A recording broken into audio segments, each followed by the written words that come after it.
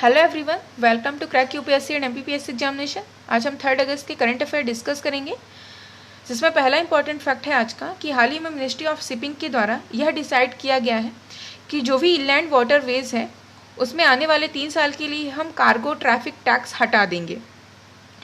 तो ये cargo traffic tax में कितना टैक्स लगता था जो हटाया गया है, तो एक बार में अगर जितना भी सामान आता था उसका 2% यानी टोटल प्रोडक्ट का 2% ये टैक्स लगता था, जो कि आने वाले समय के लिए हटा दिया जाएगा।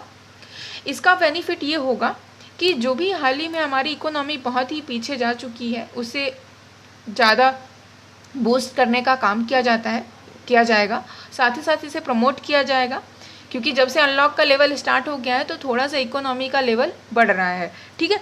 और इसे और भी अच्छे से काम करने के लिए हमें ऐसे काम करने होंगे, इसलिए ये हटाया गया है कि 3 साल का अगर हम टैक्स हटा देंगे तो ज़्यादा से ज़्यादा लोग इसमें पार्टिसिपेट करेंगे और सामान को लाने और ले जाने में हमारा जो इकोनॉमी का लेवल है वो बढ़ेगा।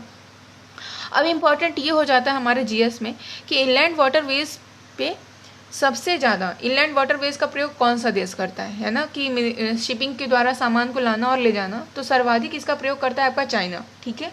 चाइना के बाद आपका नंबर आता है आपका ब्राज़ील के बाद आता है आपका नंबर यूरोपियन यूनियन, ठीक है। हालांकि यूरोपियन यूनियन में 28 देश आते हैं, लेकिन उस 28 जो है ना उसमें भी अगर आप यूके को हटा देते हो तो भी उसमें 27 बचते हैं, ठीक है। उसके बाद आपका इंडोनेशिया का नंबर आएगा और इंडोनेशिया के बाद फिर आपका नंबर आता है इंडिया का।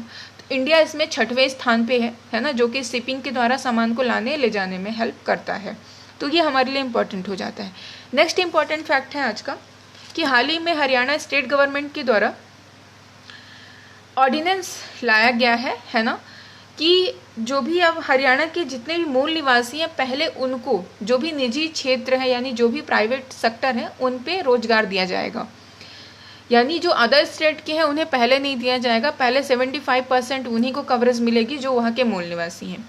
ये ऐसे होगा कि अगर मान लीजिए कोई डिस्ट्रिक्ट लेवल का कोई काम किया जा रहा है तो पहले उस जिले के जो भी लोकल हैं पहले उन्हें अधिकार दिया जाएगा कि आप आइए, आपको पहले मिलेगा, उसके बाद है ना।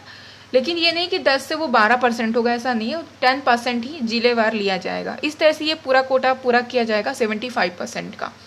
लेकिन कहीं ना कहीं ये समता के अधिकार के अकॉर्डिंग नहीं है ना, उसके अगेंस्ट जा रहा है, जो कि आपको पता होना चाहिए कि संविधान में विधि के समक्ष समता है ना। आपको पता होगा कि आर्टिकल 12 से 35 है ना, संविधान में भाग 3 में मौलिक अधिकार डिफाइन है हमारे, जिसमें आर्टिकल 14 में विधि के समक्ष समता की बात कही गई है। लेकिन ऐसा नहीं है, ये पहली बार आंध्र प्रदेश सरकार ने भी लेके आए थे। तो आंध्र प्रदेश सरकार ने जब इसे लेके आया था तो इसे आंध्र प्रदेश हाई कोर्ट के द्वारा चैलेंज किया गया था कि आप ऐसा नहीं कर सकते हैं।